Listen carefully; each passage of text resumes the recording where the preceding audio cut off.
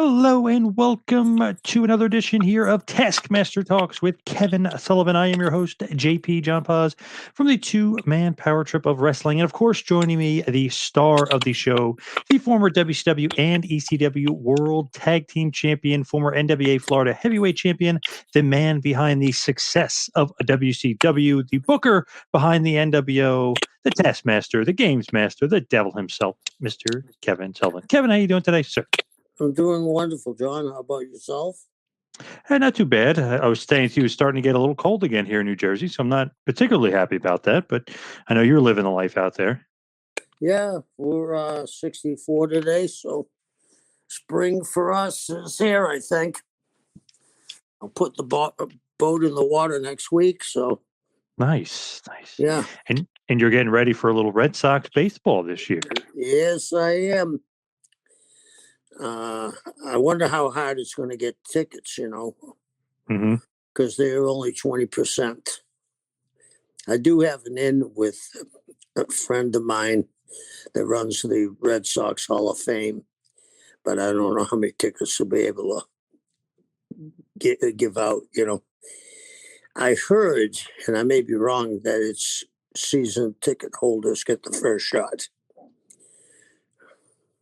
Oh, wow. That would kind of make sense. But, man, they have a large amount of season ticket holders, so it's going to be a fight to get those seats. Yeah, I mean, I think there's only 5,000 seats available per game. Damn. Wow. Yeah. Man, that's just crazy. It'll be good to have people in the park, but it also kind of stinks. It's like that few amount of people in the park. Yeah. I wonder how they're going to be, too, because they traded away Betts. They lost a lot of their good players. I wonder how they're going to be this year. You never know with the Red Sox. Yeah, I think there's going to be a rebuilding stage. Trumkowski, is that his name? That was the general manager from Detroit. Oh, Dombrowski, Dave Dombrowski. Dave got, he traded for a winning team. Is it the smartest thing to do? I'm not sure, but we all forget about sports being a business. At one period, Boston sold out 15 years in a row, and it started when they were winners, you know what I mean? So, and I think I've been following for a long time. I think the biggest mistake in their history is going to be getting rid of Mookie Betts. I just can't wrap my head around it. I heard friends of mine who know sports say he just wanted to get out of Boston. I don't buy that. There had to be something else. They didn't want to give him that, $200 million contract, apparently, but they should have. Yeah. I mean, he's going to, if everything continues the way it is, and there's no guarantee in life, he's going to be a first ballot Hall of Famer. Yeah, there's no doubt about it. And he helped the Dodgers win the World Series last year. So immediately paying dividends for the Dodgers. And he did it with his defense, practically. Remember those great catches he made, 3 of them in a row? Yep. I mean, so getting rid of a guy like that. And right field is the hardest place to play in baseball. Right field is in Fenway Park. Because you actually what? It's very spacious out there. Yeah, and you actually cover much more ground than the center fielder. Yeah. True. It's a weird, obviously, the way the Green Monster is and the way the park is set up. Yeah, the right fielder is more important than the left fielder or even the center fielder. Right. And it's crazy to trade away a player in his prime, like absolute prime. You know what I mean? It's a difference when the guy is on the decline, but when the guy is in his prime and he gets traded away, what a mistake. Yeah. I mean, I happen to think, here's a great baseball trivia question. And I've asked all my friends like you who are baseball fans, and none of them have gotten it. The 500 club, right? 500 home run club? Yep. There's only 2 players in that club that didn't hit 3 home runs in one game. Can you guess who they are? The first, the first one I can't understand. The second one really blows me away. That's a good question. I'm not even sure because I know McGuire's done it. Has Ted Williams ever hit 3 home runs in a game? Yeah, he hit them about 4 times. Yeah. Okay. Sosa, I'm sure has. Bonds, I'm sure has. Man, I don't even know. I'm trying to think of who the heck else. I'm not sure. Rafael Palmeiro. Oh, okay. All right. And now here's the one that just blows me away. David Ortiz. Okay. I would have guessed that one. No. Interesting bit of trivia there. Yeah. Yeah. As far as current wrestling and what's going on, I know we had talked about AEW last week and that exploding barbed wire death match, and kind of came off a very not kind of, but it really came off very, very badly. And we were talking about some WCW things that didn't go badly and ended up kind of sinking the ship. Do you see some kind of kinks in the armor? No, I don't see kinks in the armor this way. The difference was that everybody that's on their roster has almost a vested interest in the show being great. Whether it's Cody, whether it's Tony Khan, whether it's Jericho, the Young Bucks, Omega, they have, they're all in the office. Moxley, who's come over and given himself a huge new life. I think before they do something like this, they better do something like this again. This can't take another hit, I don't think. The good thing is time heals all wounds. I guess they took a hit in their ratings. Yep, big time. They may take a hit on the next pay-per-view. But if they rectify the ship and do what they do well and placate to their audience, because let's face it, they do have a different audience. Yeah. If they placate to their audience, I think they'll be forgiven. And as time goes on, this may become like the Shockmaster. The Shockmaster was at first horrible, right? I mean, but it's the most watched thing on YouTube. Well, one of the most watched things.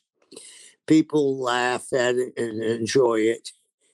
As years go on, they may look at this and say, hey, remember when that happened? If it doesn't happen again.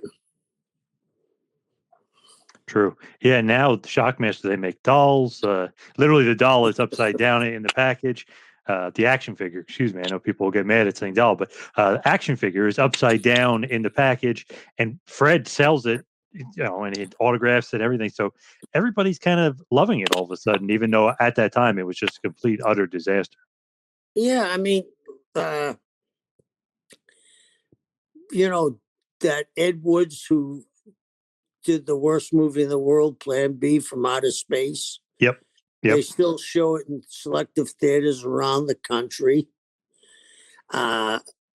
So I think that these guys are creative enough to get together and come up with something And maybe the way to do it is not advertise something.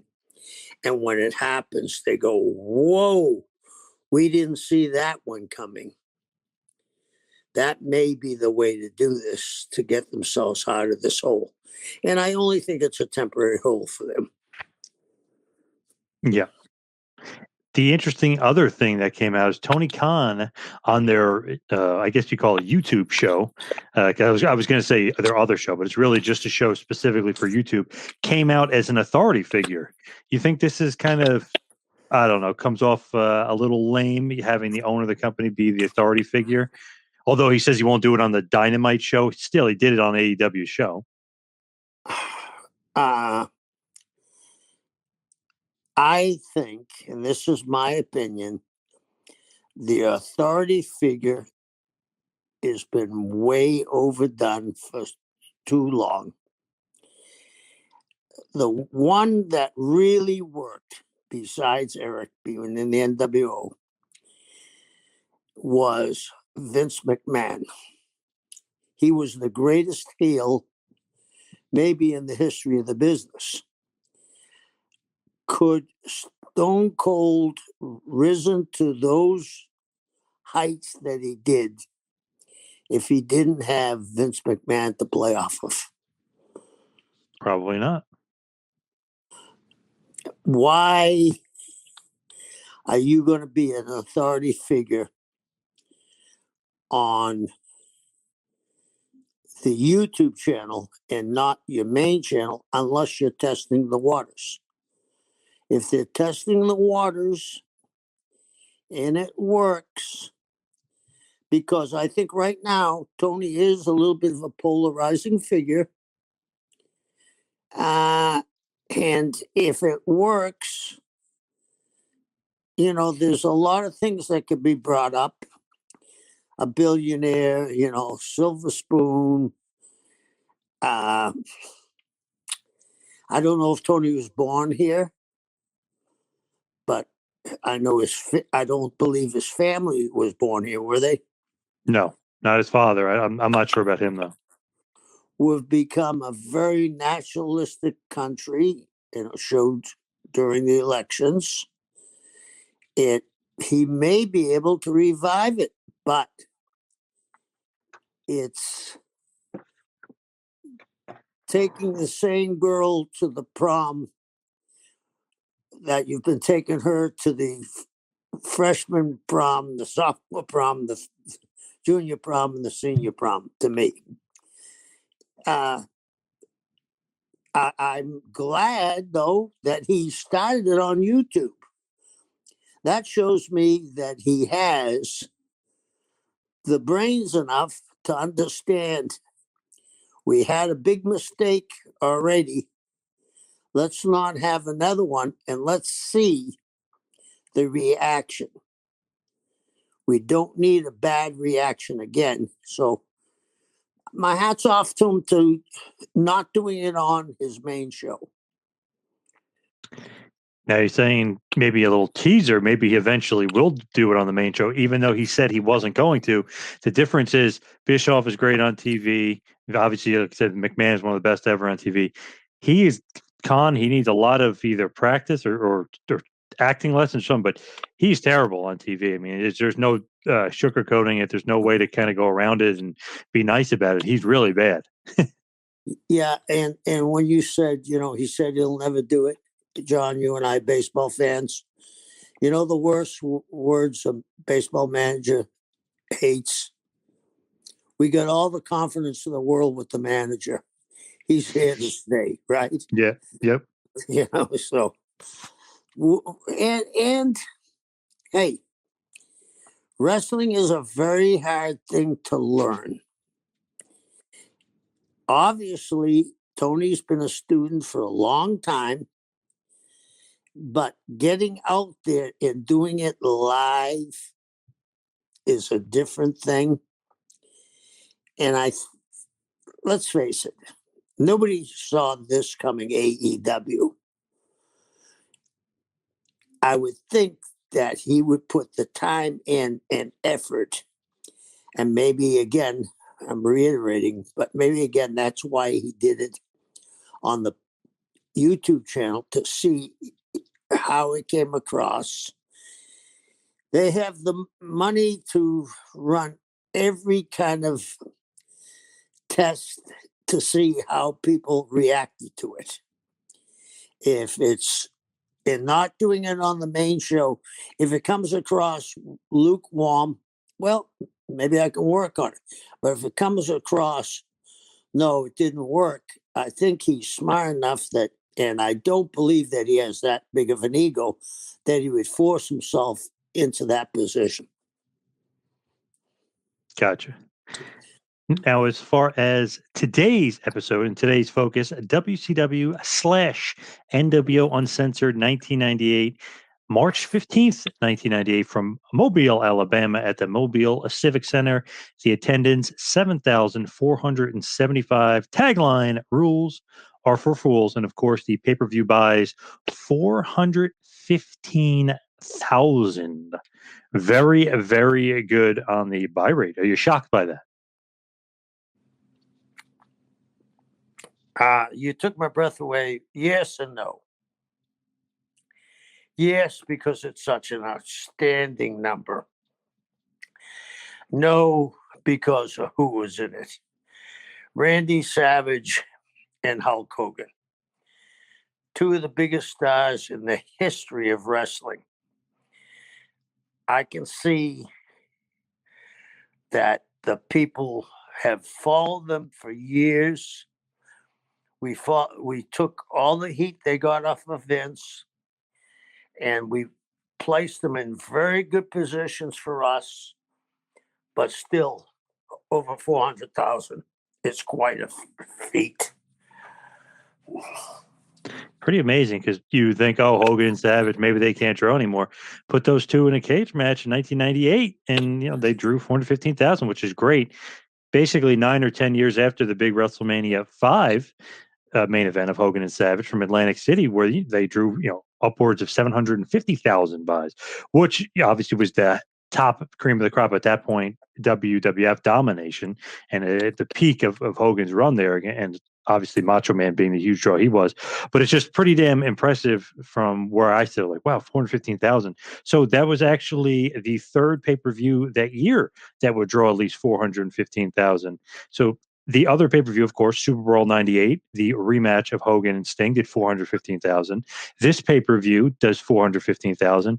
And Bash at the Beach does 600,000. I was going to say 16. It would be crazy.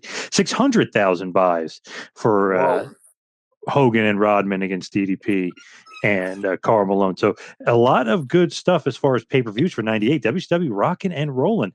Also was a report that Havoc did 500,000 buys, but there's another report that said they only did 315,000 buys.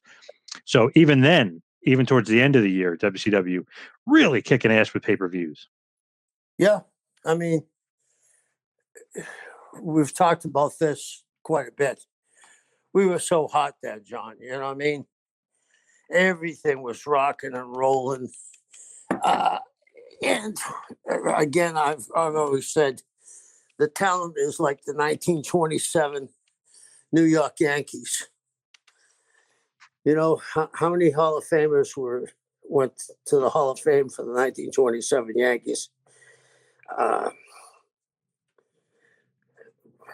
The whole infield, and Roger didn't make the Hall of Fame, and he wasn't there then, but the whole infield, Joe DiMaggio, they had 6 to 7 guys that made the Hall of Fame. Same way here, I believe. Now, as far as WCW NWO Uncensored, why did you guys like branding it WCW NWO? That was, we had an outside firm that was doing the branding, and the outside firm actually was the people that branded the Oakland Raiders, and they were paid a lot of money to come up with these brand names, and that was taken out of the wrestling hands and was into the corporate side. Did you like calling it not just WCW, but WCW NWO and having that branding all over the pay-per-views for that year? To me, you got to be very careful. If you branded NWO, aren't you kind of saying that they're part of WCW? Yep. That's the only concern I always had. And, wrestling, sometimes after a while, the lines get blurred. And that's why I've always said about it should have been the Kid, Hogan, Kevin, Scott, and maybe Scott Steiner. Once you started putting people jumping from WCW to NWO, wouldn't your contract become null and void? Right. You would think. Yeah. But at this time, we talked about mistakes. There's one that if someone's really sat and thought about it, and it's sometimes people will say, well, it's just wrestling. Well, if you want the people to believe and give up the willing suspension of disbelief, kind of stay in your lane. You think of logic, it's got to play a role, right? You got to have a little bit of logic in there. Right. To me, I was always thinking like, wow, WCW NWO, I know it's obvious, like you're trying to get everybody kind of forget about WWF, but it's like, I don't know if you really need the NWO in there. It kind of kills the NWO's cachet a little bit. Yeah, I agree with you 1,000%. So as far as the pay-per-views, 98, definitely one of WCW's best years, made a ton of money. And that's even going up against WWF and Steve Austin and Vince McMahon, who are doing great buys and great pay-per-views too. So that just shows you how many people were really into wrestling, but not only into it, buying these pay-per-views and how really, really invested the fans were. Yeah, and it also shows you how strong Austin was. Because basically, that was the one match drawing, right? Where we had a lot of talent. Yep. Ton of talent. Yep. And we're gonna get into that talent right now, because the first match up for Uncensored, Booker T defeats Eddie Guerrero with Chavo, and he retains his WCW World Television Championship. The match goes about 11 minutes. What do you think about this one? You always kind of like to have Eddie started off, but usually a hot opener. Another great match, Booker and Eddie. Yeah, I mean, both became the world champions. Could you start it off any better? No. You can't go back to Benoit and Eddie, Malenko and Eddie, Malenko and Benoit, Eddie and Malenko. You got to give us something different. And they say that style makes a fight, and their styles mesh perfectly. During this match, Booker gets the win over Eddie when he knocks Eddie off the top rope, followed by a missile dropkick. After the match, Eddie accuses nephew Chavo of being a part of Booker T, or wanting to be on Booker T's side. Eddie then attacks Chavo from behind while he was walking up the aisle, basically cementing Eddie as a heel and keeping Chavo as a face, but really kind of, pumping up Eddie as like this bitter heel. Yeah, and people forget that Eddie drew big money as a heel in Mexico. Huge money. What was his tag team partner's name? Art Bar? Yeah. What were they? Crazy Gringos? Yeah, El Gringos Locos, the Crazy Gringos, yeah. I mean, Eddie could work both ways. And I think this was good for Eddie. You prefer him as a heel or as a babyface? Either way, he's going to draw money. But as a babyface, he sold so well. But as a heel, he was vicious. So you could flip a coin. What do you think about Chavo? Excellent. An underrated guy. Great. You know, second generation. I was going to say him and Eddie. I mean, they got that chemistry, but they got that second generation thing going, both of them, obviously, and a part of that great Guerrero family. Mm-hmm. The Booker T win here kind of cements him as a great television champion. But what did you think about the television championship? Well,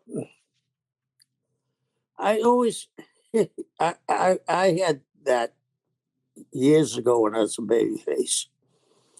And I always wondered, did it take away from the world title? Because if you're the TV champion, I don't remember a world champion wrestling for the TV belt, do you? No, not that I can remember. But it was a way to enhance a guy that gave it his all. So, rightfully so, Eddie should have got it. Booker T. They could pass that back and forth. And then the other guys that I mentioned, including Satin, Raven, there's a host of great matches you can have. Where do you put the U.S. title with the TV title? Like, are they equal? Is U.S. title better? Like, where do you put it as far as the pecking order? That's a hard call, John. But my call is the TV title is defended on TV most of the time. So you get a lot more exposure. And again, it kind of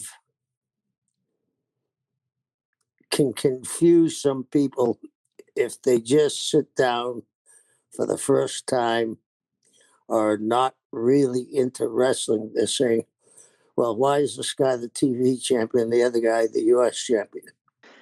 The next match up is Juventud Guerrero versus Konnan, and Juventud defeats Konnan in 10 minutes and 20 seconds. What do you think here? A little bit of an upset with Juvi Juice getting the win. Yeah, and that was Konnan's call.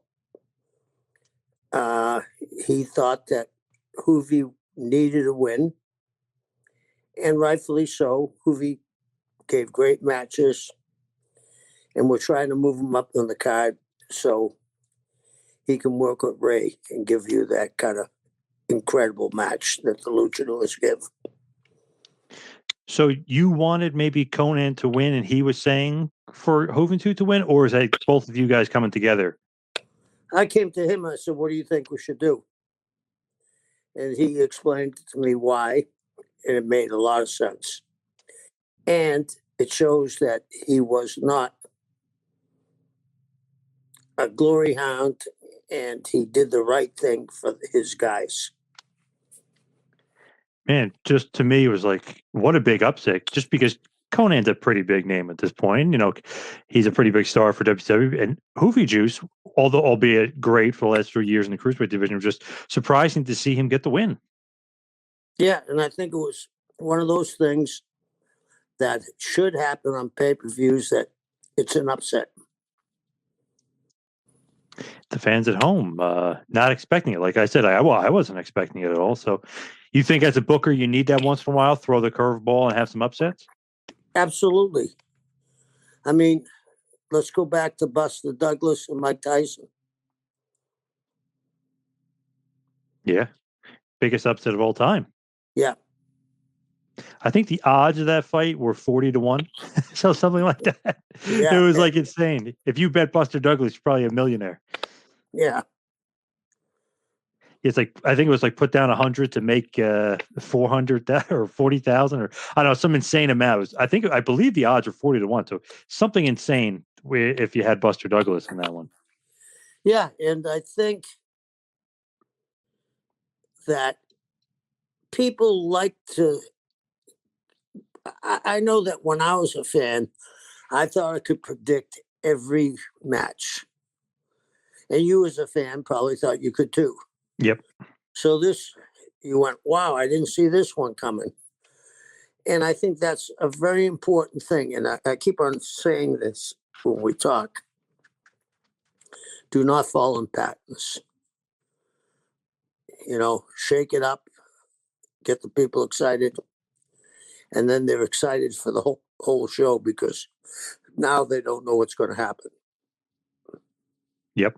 And me and my buddies, we used to have, all watch the shows together. We'd put like $5 all in the pool or something, and we'd all guess the matches. Whoever had the most points would win. So when you did have an upset or something, we would, obviously we had a little something invested in it, but it was just something fun kind of do on the side. It wasn't big money, but, it was fun. Yeah. Yeah. And, it wasn't unbelievable that Juvi could beat him because Juvi was a very talented wrestler / luchador. And if you looked at it, if it was a fight, you would have picked Konnan. Mm-hmm. Now, Raven's flock is shown at ringside, and they're not going to be wrestling on the show, but they're going to be out at ringside. Raven himself will be wrestling on the show a little bit later. But what do you think about putting them in the crowd and kind of doing it that way? Because they're not just shown in the crowd, they're not shown. I mean, they're just like hanging out in the crowd all night. Yeah, it goes that they had that gang mentality that Raven was so good at. And I've said this before, Raven's a very smart guy. I didn't come up with that idea. He came up with that idea. The next matchup, and we'll get to Raven in a second when we get to this match, because we'll go back to that. But the next matchup, Chris Jericho defeats Dean Malenko by submission, retaining his WCW Cruiserweight Championship at 14 minutes and 42 seconds. What do you think about Jericho winning here with the Lion Tamer? I like finishes. I might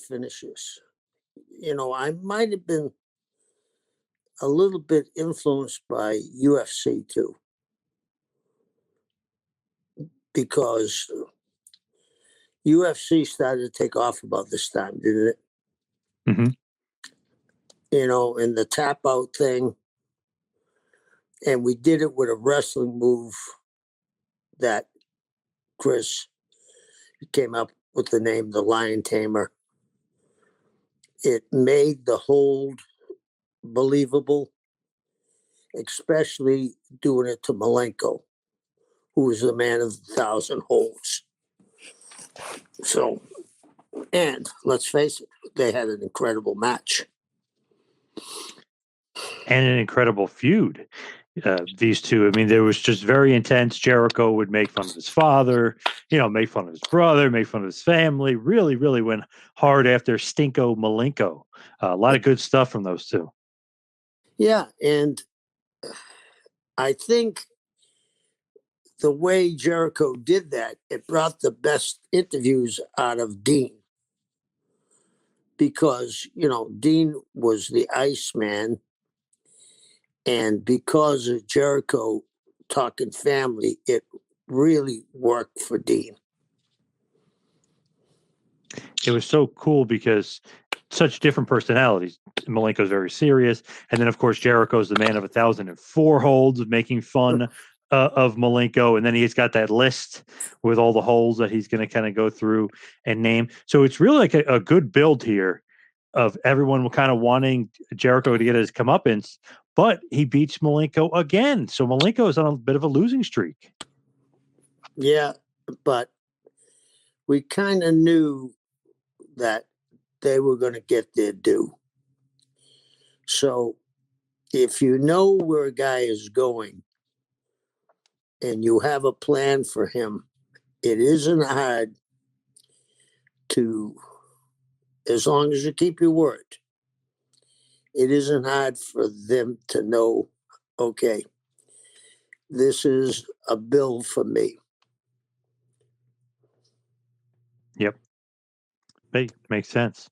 The funny thing about this also is after the match, Mean Gene comes out to the ring, interviews Malenko, says, "Hey, you've lost 4 consecutive pay-per-views. What the hell is going on here? Where do you go from here?" And Malenko just says, "Home," and then leaves. Yeah. What was the design here? Did you want him to, quote unquote, fake retire and then have a big return? No, I wanted him to show the disappointment of losing.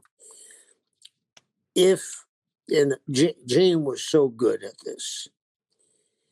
If this was legit, and this was UFC or boxing, and you lost 4 fights in a row, what would you be thinking about? Retirement. Yeah. Without him saying that.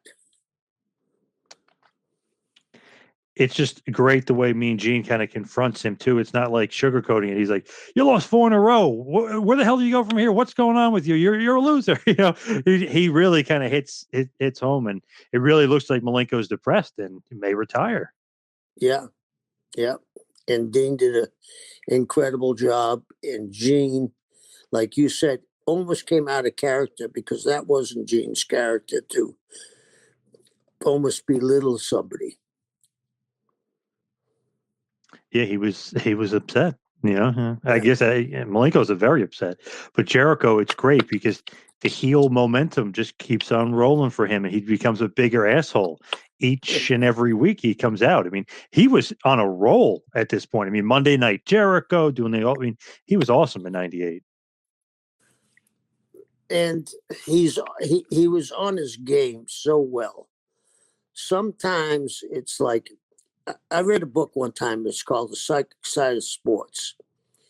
And Michael Jordan said when he got hot, it looked like the rim was a hula hoop, and he could shoot the ball, and the ball was a ping pong, and he knew it was going in. Jericho was in that mode then. He could see exactly where he wanted to go. And usually when that happens, you see things that nobody else sees. And he was really on top of his game again, like I said. And you put it great when you said he became a real asshole. And it came over that he was an asshole. So he really, really was on top of, he was so on top of his stuff. He could have wrestled, if we had given him a little bit bigger build, he could have wrestled Hogan. Sure, Hogan would have shot that down with a blaze of glory. Yes. But would have been awesome. Yeah, would have been great. As far as Jericho in '98 with Malenko, that story will continue, and we'll get a nice in the coming months, a nice little surprise from Dean at Slamboree. But that's great feud. I actually asked Jericho, and he says his 2 best feuds. He said Shawn Michaels and Dean Malenko. So Dean was another guy that he was not appreciated as much as he should have been. He never had a bad match. He worked extremely hard. And I don't think I ever saw a match that was just so from Dean. Excellent. One of the best. There's no doubt about it. Probably, arguably, top 5 greatest technical wrestlers of all time. Easily, it's in my book. The next matchup, Lex Luger, the total package, defeats Scott Steiner. Short match, only goes about 4 minutes. Do you remember the thought process here? Was something cut for time, or what was going on? Scott was hurt at the time. Scott started to have some injuries. And the worst thing you can do is when you're hurt to go in. Guys will try to gut it out. And the more they gut it out, the more likely they are to get hurt worse. You don't want a guy like Scott Steiner on the shelf. So, again, this was a little bit of a swerve to the people. It only went 4 minutes, made Luger look terrific. Yep. But it was absolutely to keep Scott healthy. And I was just talking to somebody last night about Scott Steiner, and Scott had told them there was only 2 injuries he didn't have in his career. So basically, he said he tore his bicep, he tore his ACL. He had so many injuries. It was just crazy. His back, threw his back out, destroyed his foot at one point. I mean, so many injuries. Yeah, he had so many injuries because you got to realize, I mean, he was all muscle. And at this time of his life, he must have been 275, correct? And Yep, when he wrestled amateur, wasn't he 170? He was. It wasn't. I don't think he was a heavyweight. I remember him being a lighter. Yeah, for sure. Yeah. So he no, definitely not 275. That's super heavyweight. Yeah. He had put 100 pounds of muscle on, and tendons get strained, ligaments get strained, and he was still at that time doing high flying risk moves too. Man, if you just look at him from the early 90s to like the late 90s, obviously big change in his gimmick. He's Big Papa Pump.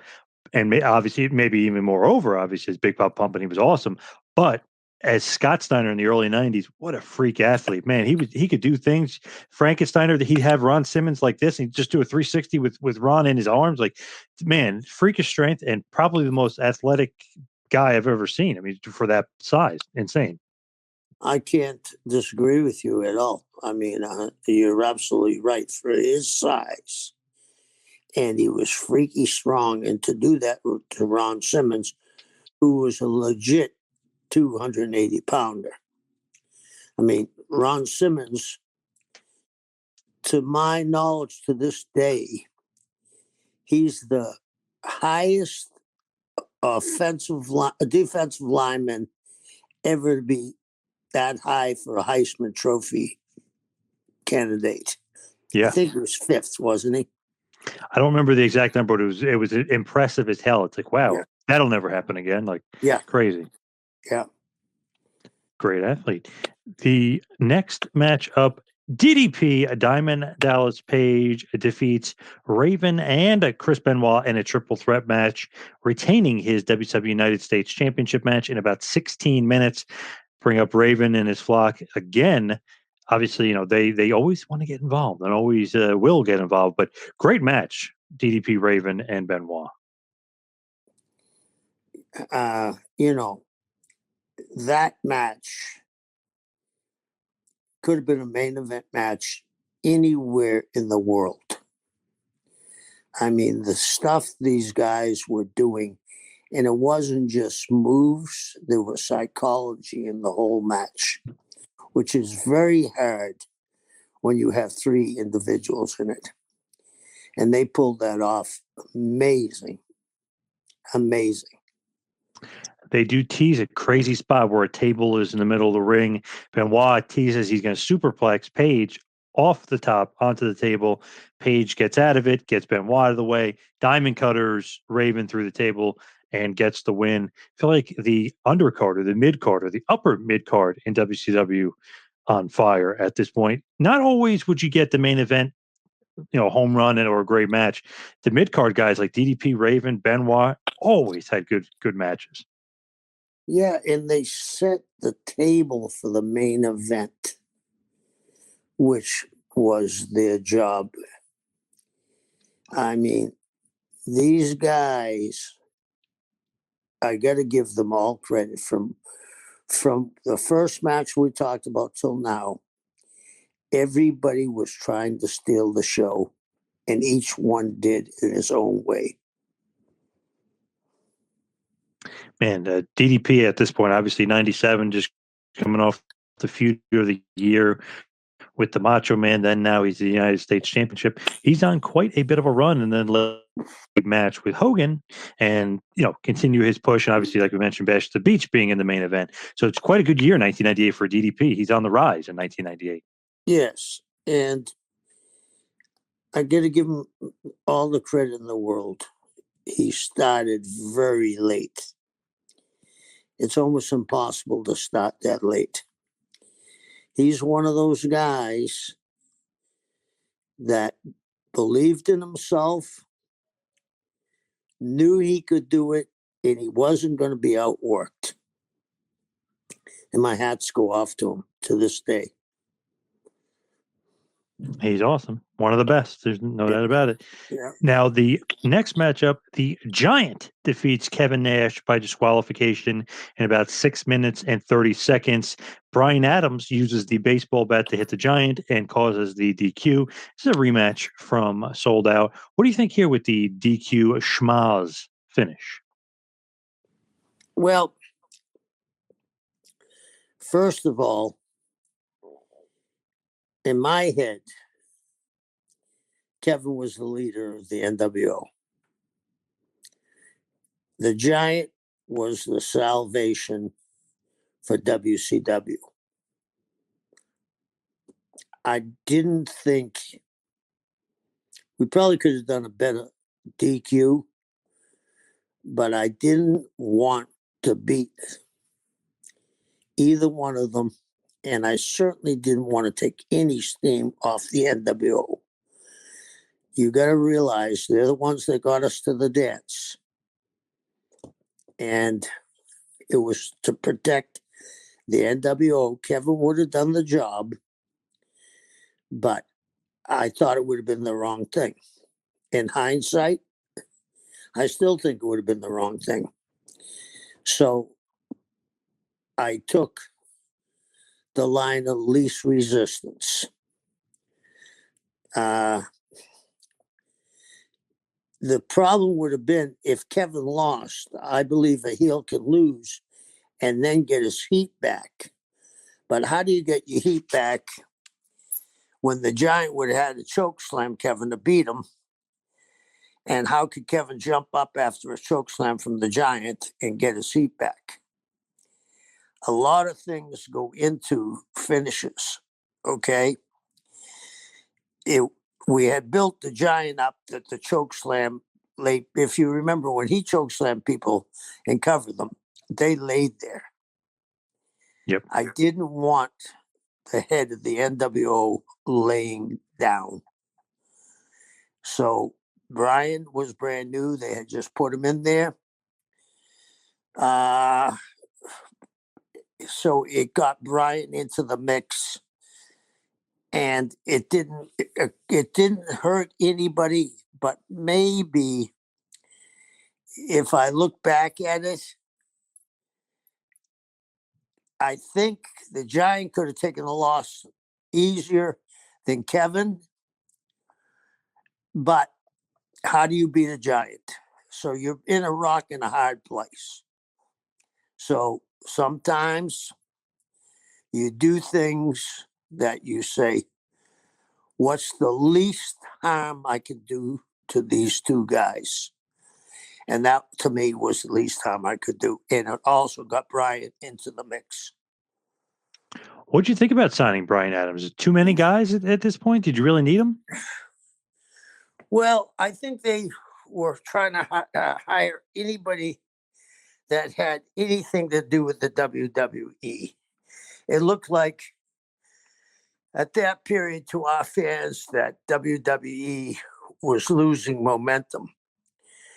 Did the NWO needed Bryan Adams? No, I think Bryan Adams could have got over on his own. But I think, again, which I've said to nauseum, I think the NWO should have been the four, or Scott Steiner.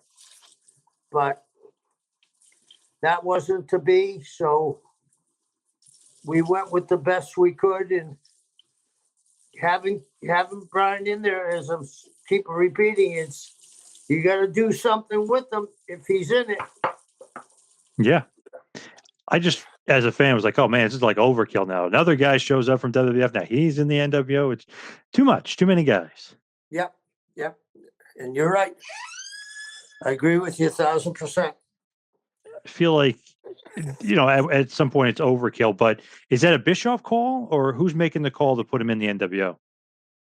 I think Eric was starting to think that, and I wasn't privy to some of this knowledge. I think Eric was almost thinking about splitting and having 2 different shows. So he was hiring guys because that's what his thought process was. I think we'll have 2 different shows. We'll have a WCW show and an NWO show. But that would have been hard to do because that meant the NWO had to always go over in every match if it was an NWO show, wouldn't it? Mm-hmm. So, we all make mistakes. And looking back, we can say, yeah, we made a mistake there. So, yeah, we made a mistake. Yeah, Bischoff always says he always wanted to kind of make it a WCW and then make an NWO their own show. You need them both together to me, to make it work and make it successful. Right. Well, I'll give you a real simple example. Could you imagine if the NFL and AFL didn't merge, we wouldn't have a Super Bowl? Right. So that I think that we got,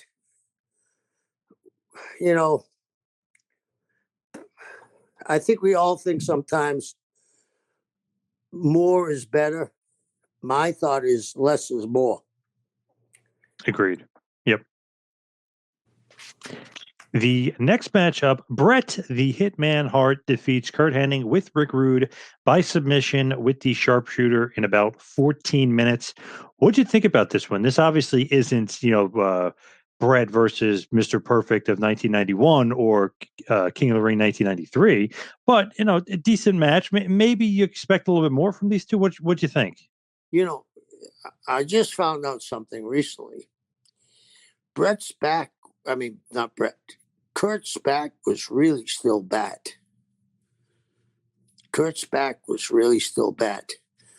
Curt, to me, was one of the great workers of his generation. But injuries take a toll. And when you're hurt, especially your back, you have a tendency to, in your mind, you're working, you're saying, oh, I can't do that. My back is bothering me. Because the guys are going to the ring in pain, first of all. And then do you really want to get hurt so bad you're not going to be able to work? So I think we got the best we could have out of Curt and Bret. Yeah, I don't know how healthy Bret was at this point. He seemed like he was, but he might have been a little bit injured as well. But Curt definitely had the bad back and the knee problem, and he had a couple of injuries at this point. He looked great physically, but you could tell he was in some pain out there.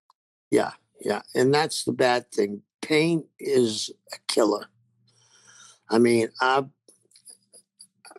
been hurt bad in my career, my neck, and my shoulders, and I know that there was a time I took a bump that I swore I shouldn't have took.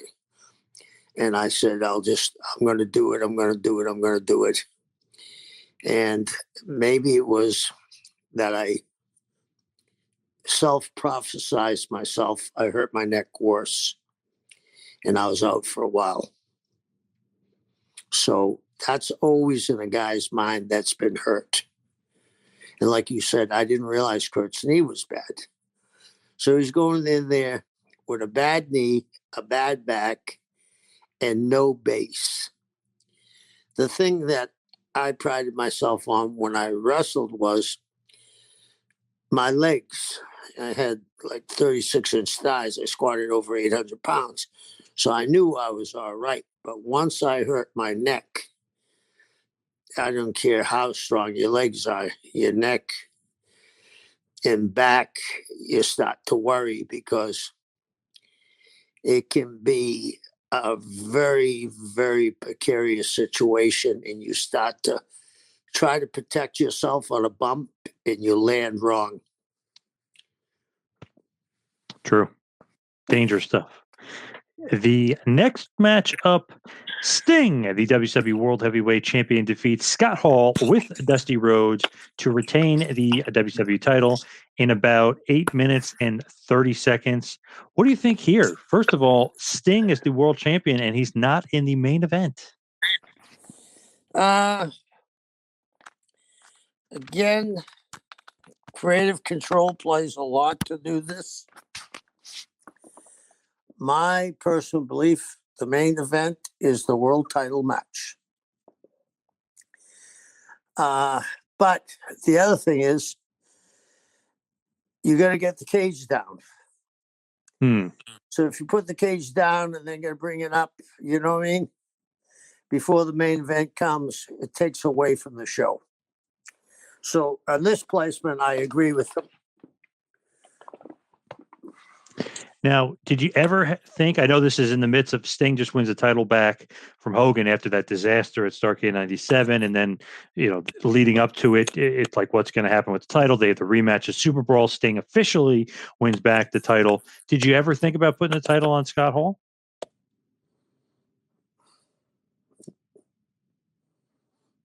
No.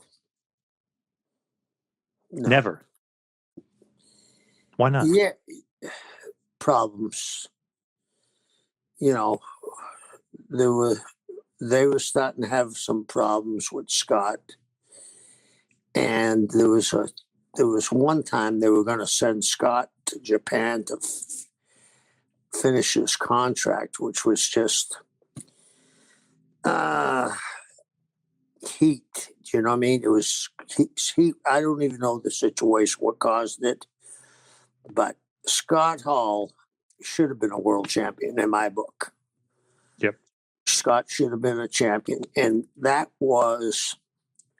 had nothing to do with outside activities with Scott because they weren't prevalent then. But somehow there was some heat there. And when I got wind that they would maybe send him to Japan to finish his contract, boy, I was thinking, to get that kind of heat, something was said, and could this happen? No, I don't think so. But I certainly wouldn't want it to happen on my watch. Should Scott have been world champion? Absolutely. If I had my druthers and the power to do it, did anybody look better than Scott Hall in the wrestling business at that time? Not many. And could anybody talk like Scott? No, not many. Again, he was the man. He was the man. Maybe not at this point because Sting had just won the title and just like dethroned Hogan in the NWO. So maybe here wouldn't be the perfect timing, like you said, the backstage stuff. But yeah, in his career, definitely should have been world champion. Yeah, definitely. And I think I would have loved to see Scott, because the thing that people don't realize, Scott, to me, is one of the greatest performers, not of his generation, of all the generations I've been around. He could brawl. He could technically wrestle. He took unbelievable bumps. And his ring intelligence was up there with anybody I ever saw. I certainly would like to have been the guy that put the title on him. I would have been proud to do it. It's one of those things. Another guy, like, man, he could have been a world champion. He's definitely at the top of the list of guys that probably should have won the world title. But you mentioned the cage match and bringing the cage down. Hollywood Hulk Hogan fights Macho Man Randy Savage with Miss Elizabeth to a no contest in about 15 minutes in the steel cage match. Kind of weird to have a no contest in a steel cage. And the DQ in the cage match, which is a little strange. What was that about? How come there's no clean finish? It sucked. Didn't they get out of the cage a bunch of times and fight the floor? It was a weird kind of setup for the match. It didn't quite make as much sense as you think. And obviously the clean finish just kill it. Didn't they get out of the cage too? And fight? Yeah. Yep. Well, let me ask you something, John. You and I have been wrestling fans forever. Isn't a cage to keep people in the ring? Yes. That's so nobody can run and get out? And so nobody can get in either, so you would think. What's worse? A match they tried to do and it didn't work, the explosions didn't come off, or advertising a cage where people are fighting on the floor and we have a DQ. True. Both equally as bad. And then to throw No, I got to disagree with you. Ours was much worse. Really? Okay. Because I'll tell you why. That wasn't the wrestler's fault. That was whoever set that exploding cage up. Right. Good point. And this you're saying is whoever's doing the match or whoever's. It's like they've not ever seen a cage. Yeah. And even worse than that, the disciple comes in and interferes. He knocks out the ref. Then basically he stops Savage from beating up Hogan. Then Sting comes out, who you think is there to help Macho Man, considering that they were kind of building them up as friends. All of a sudden, Savage then attacks Sting. So what was going on here? Ego. Right. Let me ask you something. We have this time and time again. We talk about this. Is this another Randy Savage getting screwed? Yes, especially since he's going to be winning the title coming up, and he doesn't get the win here against Hogan in the cage. It's just a DQ cage schmaz finish, which you don't really see for cage matches. You shouldn't. You're advertising the end of the angle. I know in 2 shows from now, SWE Fury's having a cage match. I can tell you this. There won't be a DQ, and there won't be people running in, and there will be a straight finish because it's in a cage. It's a fight to the finish. What was that? Yeah, I don't quite get that. How could you escape the cage, but the cage is supposed to be there so people can't get in, can't get out, and Hogan and Savage are brawling on the outside of the ring? Yeah, it doesn't really make a lot of sense. How'd you like to be me in the background watching that? And it makes Sting look really bad. He comes out, and all of a sudden Savage then turns on him. Not only does it make Sting look bad, it certainly makes the company look like a bunch of idiots. And in the match, I mean, they're trying hard, they're going all at it. Savage goes from the top of the cage and lands an awesome double drop there. Just one of those things where it's like, man, you really want Savage to win this one and finally get a win over Hogan. Yeah. That's why I say, is this Randy getting? It reminds me. Are you a Peanuts fan? The cartoon? Oh yeah. Lucy holding the football. Come on, Charlie. I swear I won't move it. Yep. And it's the ending is basically so Disciple is in the ring with Hogan, and you think it's going to be a square off Sting and Savage against Disciple and Hogan. Then all of a sudden Savage turns on Sting, and then Savage is now with Hogan again after that whole fight and that whole feud and everything else, this, I'm guessing, wasn't your idea. No, it wasn't. It was not my idea. Creative control. And let me ask you this. I've hated this from day one. First time I ever saw a wrestling match. Would you jump off a fucking cage and that high, and it was a ploy to get Sting in there? Right. I mean, it was so bogus. It was so bogus. And again, I go back to that match that it didn't explode. Well, it wasn't the wrestler's fault. They did what they thought that was going to happen. These guys, or whoever, took it on their own to make them believe there was no cage there. Yep. And Savage doesn't necessarily join Hogan at that moment either. It's interesting. Right. Savage turns on Sting, then he spits on Hogan and leaves the cage. And that's kind of at the end of the show with Hogan and Savage arguing with each other back and forth. But it's weird. It's like there's no finish, just a schmoz. But Savage laid out Sting kind of, we don't really know why. I guess he wants the title. He wants to be champion, but he's not really with Hogan. So what was the point of that ending? Lucy moved the football. That's the point. So this is all the Hulkster? The creative control? Yep. Man, what a show. I don't know. What do you kind of think overall of this show? The ending kind of killed it for me a little bit, but Booker versus Eddie was good. Hoovy against Konnan was good. Jericho Malenko was great. I liked the U.S. title match. What did you kind of think overall of the pay-per-view? The undercard was great. The main event left a lot to be desired.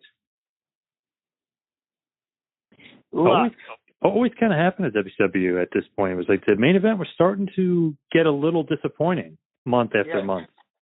Yes. And not just disappointing, getting to be ridiculous. Mm-hmm. I mean, a cage is a cage. So, I don't understand that. I never did, never will. So